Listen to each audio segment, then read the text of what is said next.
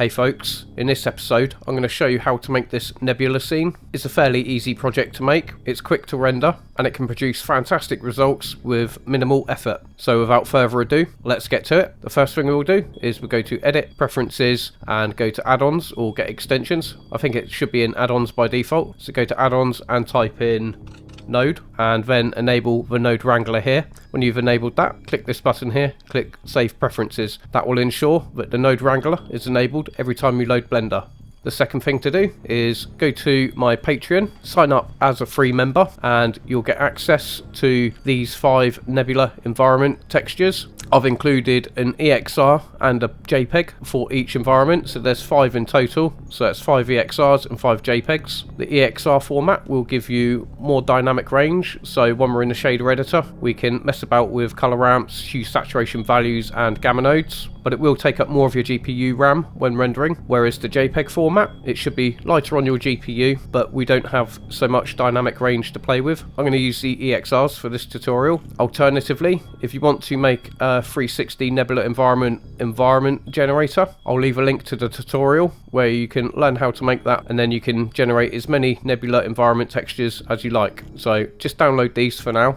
So I'm going to select the default cube, I'm going to hit delete, I'll then hit Shift A and we'll go for mesh, and I'm going to choose icosphere. I'm going to turn up the subdivisions by clicking this menu down here. I'm going to turn up the subdivisions to, let's say, 4, that should be fine. I'm going to right click and click shade smooth. I'll then hit N to open up my end panel, and I'm going to click this item on the end panel, which should be right at the top, and I'm going to change the dimensions to 50 for X, Y and Z. I'll then hit Control A and apply the scale. I'm going to switch my render engine to Eevee. I'm going to keep ray tracing on. I'll expand volumes, and I'm going to keep the resolution quite low to 1/4 and a step rate of 64 with a max depth of 16. So it should render relatively fast. I'll then click this arrow here to collapse that menu. I'm going to take my cursor and drag it to the bottom left until I see a crosshair. I'll then left click and drag, and that'll open up a new window. I'll then click this button and I'm going to change it to my shader editor. I'll then click new, and I'll rename this material volume. I'll then hit N to close the end panel. I'm going to zoom in and I'll select the principal BSDF, and I'm going to hit delete. I'll then hit Shift A, go to shader, and we're going to choose principled volume. Shift A, texture, we'll choose noise texture. And with the noise texture selected and the Node Wrangler enabled, I'm going to hit Control T, and that will add a texture coordinate and a mapping node. I'm going to change the coordinates from generated to object. I'm going to set a scale of 2.222. I'll set maximum detail, which is 15, and I'm going to set the roughness to 0.75, and I'm going to set the distortion to 1. So I'm going to plug the principal volume into the volume material output. As you can see, we've got volume. We're going to get some clipping issues arise from here. So before I continue, I'm going to go to my end panel over here in my 3D viewport. I'll then go to view, and I'm going to set the end distance to 10,000. Now I'll select my camera in my outliner. I'm going to go to my camera data over here, and I'm going to set the clip end to 10,000. I'll then select my volume object. I'm going to rename this to volume. I'll then connect the factor from my noise texture into the density of the principal volume. I'll set my noise texture from 3D to 4D. I'll then hit Shift A. I'm going to go to converter and choose color ramp, and I'll pop that in between the noise texture and the principal volume. I'm going to click this plus button, and I'm going to add 4 more flags. I'll drag this one across. I'm going to set this to black. I'll drag this one across. I'm going to set this one to black. I'll drag this across. I'm going to set this to white. And finally, I'll select this one, and I'm going to set this to black, and I'll also drag this across. I'll then change my interpolation type on my color ramp from linear to B-spline. I'm just going to drag these 2 flags so they're a bit closer together. I'll drag this one across here, maybe drag this one across here, and I can drag this across here. We should start seeing results. Maybe I can drag this flag a bit more, and this one. Okay, the noise pattern is a bit small at the moment, so I'm going to adjust the scale to, let's say, 0.25. See what that looks like. Okay, I'm kind of happy with that. I'm just going to drag this last flag, and I'm going to set it to 0.495, just so we got a bit more volume in the scene. Maybe I can drag this white across. I'll drag this across, something around there. Okay, excellent. I'm going to take my default lamp. I'm going to hit delete. I don't want to see that. I'll then reselect my volume object, and we're going to add some color to this now.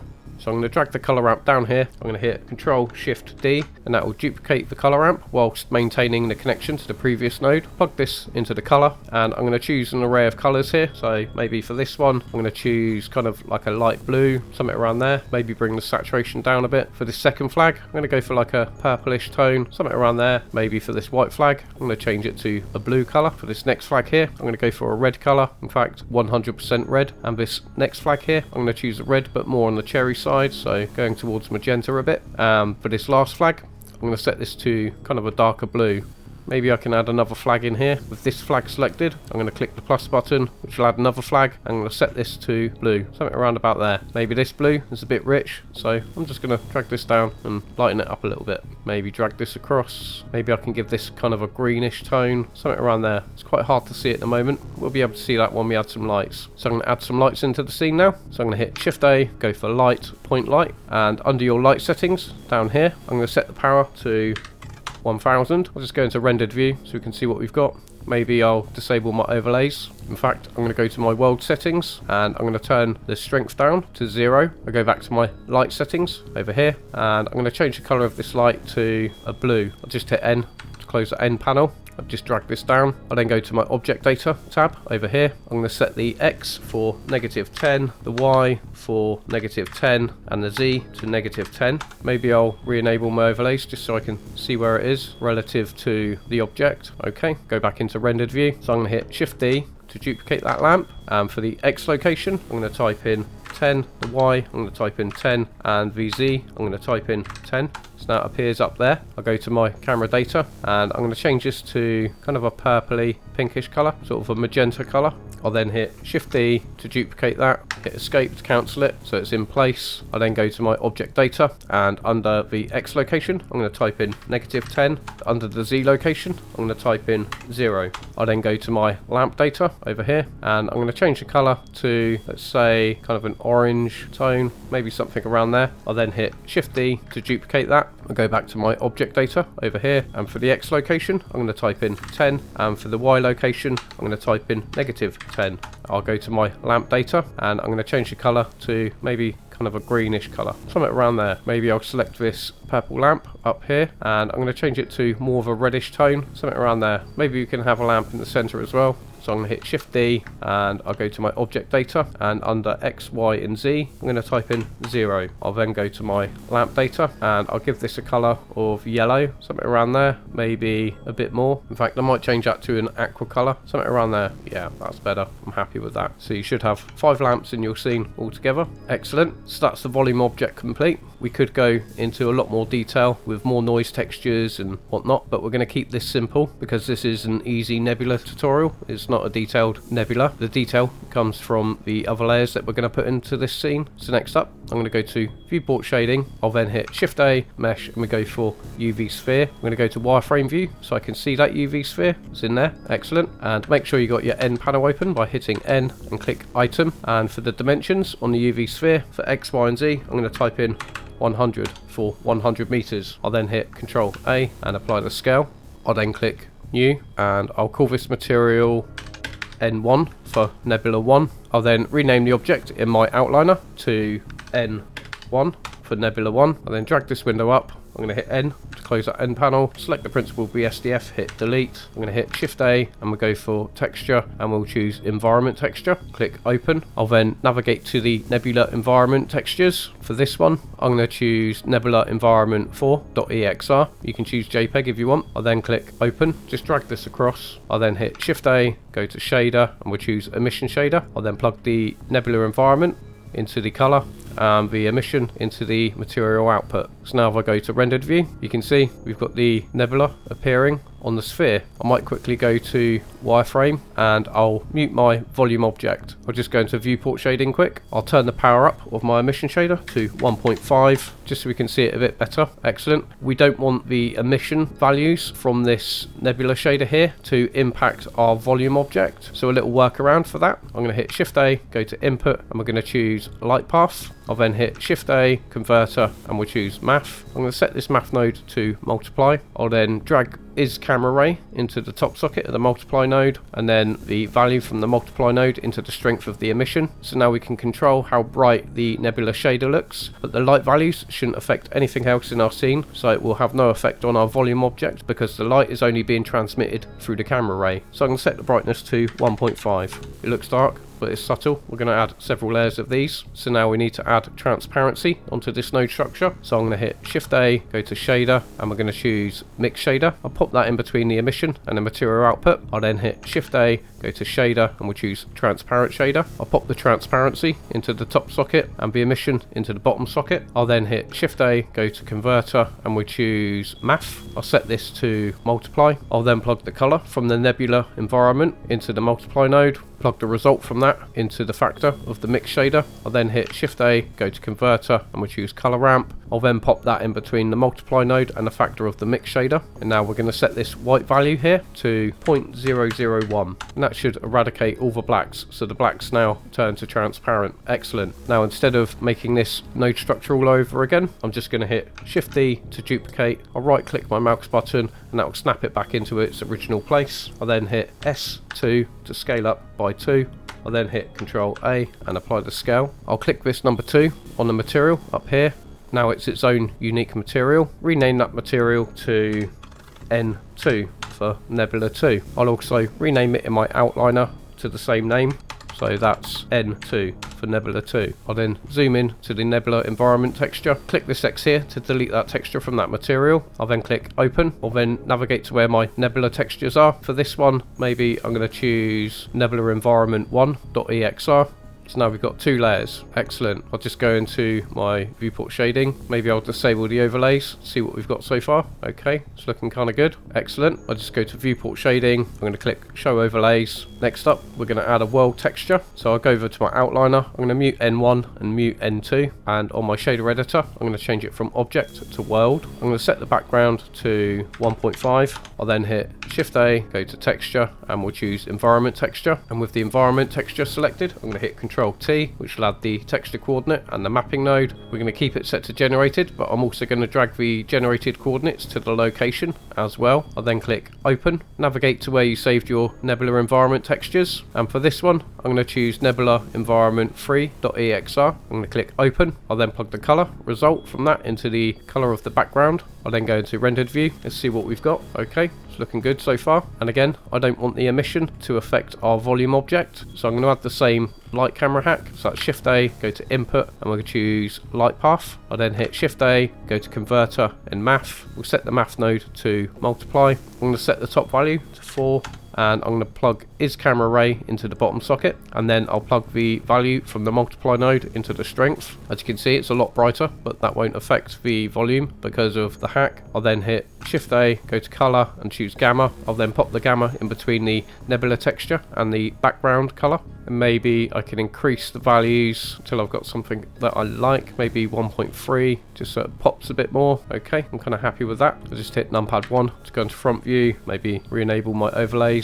Now let's bring all this together. So I'm going to enable my volume object. I'll select the volume object. I'm going to hit numpad period to zoom into that object. I'll then enable N2 and N3. You can see we're kind of getting a parallax there. Excellent. I'll just go into wireframe view. I'm going to hit numpad 7 to go into top view. Just going to drag this down to around about there. Maybe I'll select the volume object just so I know what size it is. I'll then hit Shift A, add, and we'll go for empty, and I'm going to choose sphere. I'll then hit S. I'll scale that sphere up to around about there. In fact, I'm going to change the scale on X, Y, and Z to 12.5, so that's half the size of our volume object. I think we might need to scale everything up, so I'm going to disable my camera. I'll then hit A and select all. I'm then going to hit S2. I'll then deselect all my point lights, so I'm holding down Control. I'm left clicking, might need to click it a couple of times, so I want everything in my scene selected except the point lights. I'll then hit S2 again. That scales everything up by 2. I'll then hit Control A and apply the scale. I'll then select my empty object. I'm going to hit numpad 7 to go into top view. I'm just going to scale this up a bit more, so I'm going to hit S, hold down Control and scale to around about there. I'll then re-enable my camera. I'm going to select my camera. I'm going to mute N1, N2 and my volume object with my camera selected. I'm going to hit G. I'm going to bring this down, hold down control, snap it to the grid. So it's around about there. I'm just going to make sure that I've got everything centered here because I want my camera to be bang on this point over here. So I'm going to set the X location on my camera to 0. I'm going to set the Y location to -65. I'm guessing that's where it is. And on the Z location to 0. Also on the X rotation is going to be 90 degrees. Y is 0 and Z is 0. So now the camera should be facing directly forwards. Excellent. So with my camera selected, I'm going to hold down Shift and select the empty object. I'm then going to hit Control P and we'll choose Set Parent, Object, Keep Transform. So now if I select my empty object here and I hit R, you can see the camera's following along. Excellent. I'll then re-enable my volume object. So I'm just going to go into rendered view. I'm going to turn off my overlays. I might need to change the distance as well on my volume in my settings over here. So I'm going to go to render settings and under volumes where it says custom range, I'm going to change the end range to 1000, so that's 1000 meters. Make sure that the volume object's selected. I'm just going to drag this up. I'll then change it from world to object. I'm then going to change the scale to 0.15 just to see what that looks like. Okay. I'll then go into wireframe. I'm going to hit numpad 7 to go into top view. I'm going to enable my overlays. Just quickly go into rendered view, and the lights aren't having that much effect. So what I might do is I'm going to select the first point light. I'm going to go to my light settings over here, and I'm just going to add a 0 onto the end. So instead of 1000 watts, it's 10,000 watts. Okay, that's a bit better. I'll hover my mouse over that power value. I'm going to hit Control C to copy. I'll then go to the next point lamp, hit Control V, go to this one, hit Control V, go to this one, Control V, and this one, Control V. We've got more light in the scene now. Excellent. I'll then go to wireframe view, and with the empty object selected, I'm going to go to my object data over here. I'll make sure that I skip to frame 1, so I'm on frame 1 on my timeline. Under the rotation, I'm going to hit I to add a keyframe, and on my outliner with this empty object, I'm going to click this arrow to expand the options. I'll then select my camera. I'll then hit numpad 7 to go into top view. So with the camera selected on the Y location, I'm going to add a keyframe there. So this is still on frame 1, and on the rotation for X, Y and Z, I'm going to add keyframes here as well. So I'm going to select my empty object, and I'm going to go down to my shader editor and change it from shader editor to graph editor. I'll then expand those keyframes. I'm going to select X Euler rotation. I'll then hit N to open up this N panel and go to modifiers. I'll then click add modifier and we'll choose noise. So now if I push play, you can see it's rotating on the X axis. Maybe I'm going to choose a scale of 500, maybe a scale of 250, something around there. Maybe I can change the strength to 10. So now if I hit numpad 0, you can see our camera's moving. It's a bit fast for my liking, so I might in fact increase that to 500 on the scale. I'm actually going to change my end frame to 960. I'm holding down control, scrolling my middle mouse wheel to something around about there. Okay, I'll then click restrict frame range. I'm going to expand those options. I want to start on frame 1, end on frame 960 because we got 960 frames on our timeline. Blend in over, let's say, 120 frames and blend out over 120 frames. So now it should be seamless. I might even reduce the scale to 250 and maybe decrease the strength to 5. I'll change the offset to ensure that I've got a smooth interpolation between the beginning and the end. Let's just increase this window. So now I'm going to click this button here, which will copy the modifier. I'll then go to Y rotation. I'm going to click paste, and I'm going to change the offset to something random, just so it's different to the original pattern. I'll then click this button again to copy the modifier. I'll go to Z rotation. I'm going to click paste, and I'll change the offset so we got a completely different noise pattern, maybe something around there. And with the Z Euler rotation selected on our empty object, I'm going to copy that modifier. I'll then go to my outliner and select the camera. I'll then expand the keyframe data. I'll select X Euler rotation. I'm going to paste that modifier in there, and I'm going to change the strength to 0.5. I'm then going to change the offset to something completely random. I'll then click this button to copy modifier, go to Y rotation. I'm going to click paste. I'll change the offset to something completely random. I'll then click copy, go to Z rotation, paste, and we'll also change the offset on this one as well. Just going to click play to see what we've got so far. Okay, under the X rotation, maybe I can increase the strength to 2. I'll then hover my cursor over that value. I'm going to hit Control C. I'll go to Y rotation, Control V, Z rotation, and Control V.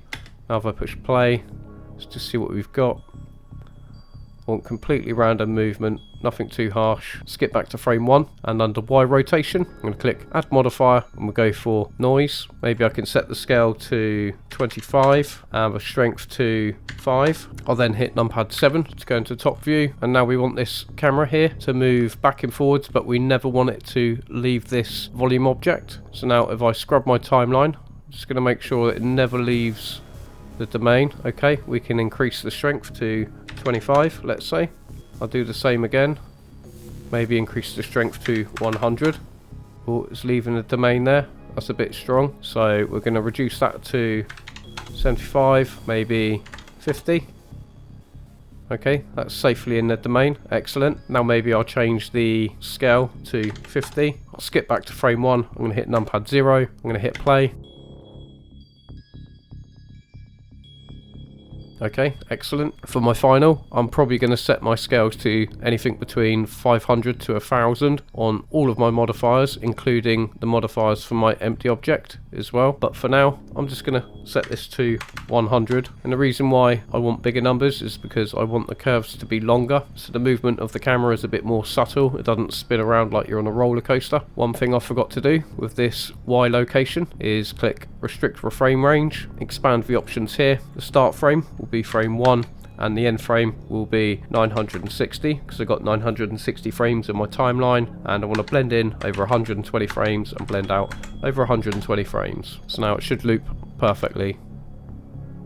If I go to my outliner and enable N1 and N2, I'll then go into rendered view. I'm going to change this from graph editor to shader editor. I'm also going to drag this window down here. I'm going to hit N to close the N panel. I'll turn off my overlays. I'm going to hit play just to see what we've got.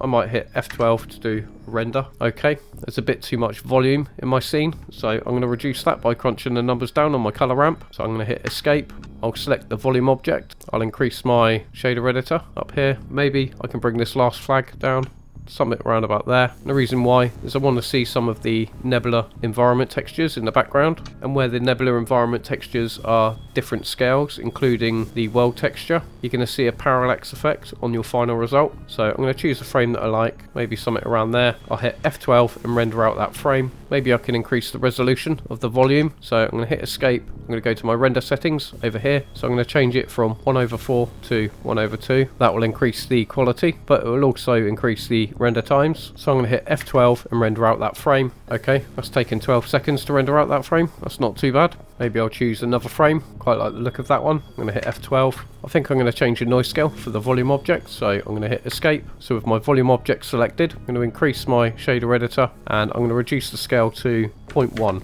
Sometimes less is more. I'm just going to choose another frame, maybe something around there. So I'll hit F12 and render out that frame. Okay, I like the look of that, so I'm going to hit escape to escape out of there. I'm just going to check out my scene.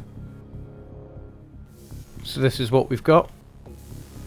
So that's the principle of this Nebula environment scene. I do recommend following my other tutorial where I'll show you how to make this Nebula environment texture generator. If you follow that tutorial, you'll have infinite amount of Nebula environments which you can use as 360 environment textures. It's a really easy tutorial, so it's just a case of tweaking and adjusting your volume object settings. Any of these environment textures that you've got, for example for the world, you could, if you wanted, to hit Shift A, add color, and you go to hue saturation. You pop that in there, and then you can change the hue on the fly to anything that you like. So now for render settings, I've got my volume set to 1/2. If you want it to render faster, set it to 1/4 or 1/18. I'm going to go to my output settings, choose a file location of your choice where you want to save your image sequence. I'm going to change mine from PNG to OpenEXR, and I'll change the codec from zip lossless to DWAA lossy, and that will produce a smaller file size whilst giving you more dynamic range to play with things like exposure, contrast, color and gamma and stuff like that. Don't forget to save your projects. Go to file, save as, and save it in a file location of your choosing. I'm going to save mine as like and subscribe. Thanks folks, you absolute legends. Then click save as, and then it's simply a case of hitting Control F12, and that will render out your image sequence. When your image sequence is rendered, open up DaVinci Resolve or a video editor of your choice, and then simply drag all your images into your video editor and render it out as an MPEG-4 under a codec of H.264. That's the tutorial in a nutshell. I hope you found this useful. Have a great day, level up, and thanks for watching.